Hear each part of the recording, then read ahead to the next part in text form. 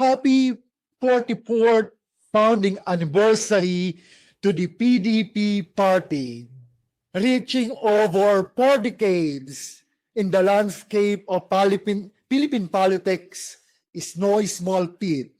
It speaks to resilience and a shared vision. In the gospel, my dear friends, we find a beautiful reflection on leadership, service, in the heart of the servant leaders. We read in the gospel today, the apostles returned from their mission, and they were all excited na i-report kay Jesus ang kanilang mga ginawa, ang kanilang mga pagtiteach sa mga tao.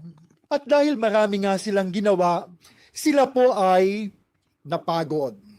Napagod sila sa pagsisilbi sa bayan. At nakita ni Jesus, seeing their exhaustions, He says, "Come away by yourselves to a deserted place and rest a while." 44 years is a long journey.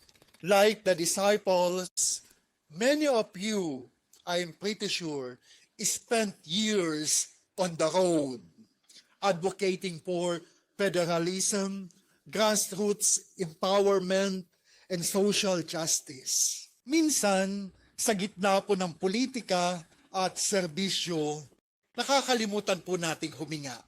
Rest is not a sign of weakness. Ang pagpapahinga ay hindi nangangahulugan na tayo ay mahina. It is a moment to reconnect to our whys. Bakit? Why did Partido ng Demokratikong Pilipino start 44 years ago?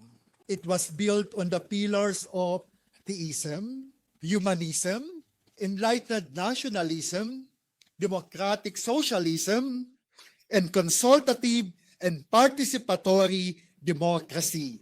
Tama po ba? Kanina po kasi, I was supposed to be in Balisin. Umalis ako ng Intramuros ng alas 4 ng madaling araw for my chartered flight at 6 o'clock. Almost 1 hour. Sa kalangitan, wala kaming makitang isla. So kailangan bumalik ng Manila. So immediately, I messaged, "Ma'am Penny, pabalik na po ako ng Manila. Doon ata ako tinatawagang magmisa." I was invited yesterday to celebrate Mass. Kaya lang sabi ko kay Ma'am Penny, "Sorry po, meron akong commitment sa Balisin."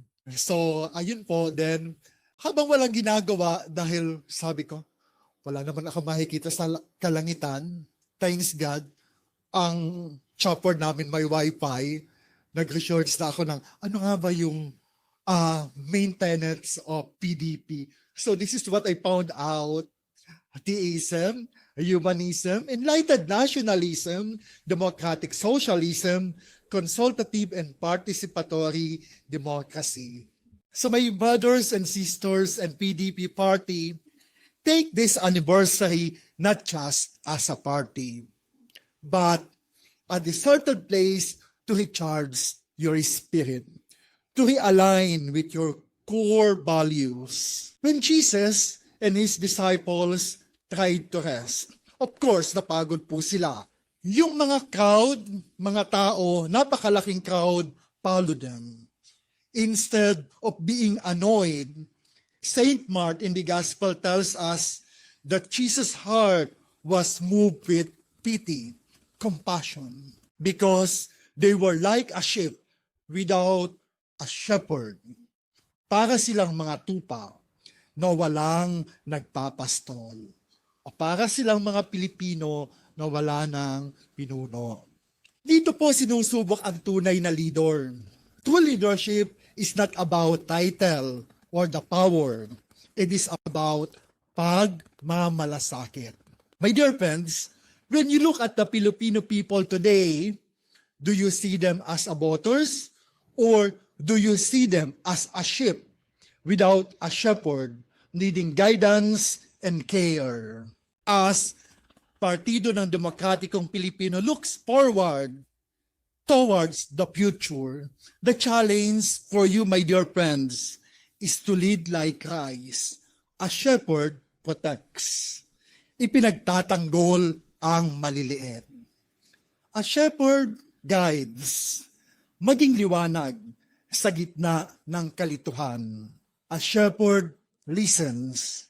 Makinig sa boses ng nasa baba at hindi napapakinggan. Ang tunay na pagbabago ay nagsisimula sa pusong marunong mahabag, marunong magmalasakit.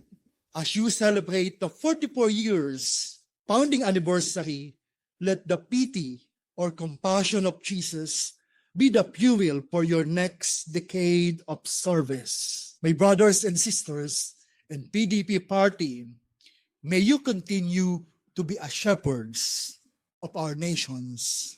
Be proud of the 44 years, but be even more passionate about the years to come. It's very challenging for us, hindi po ba?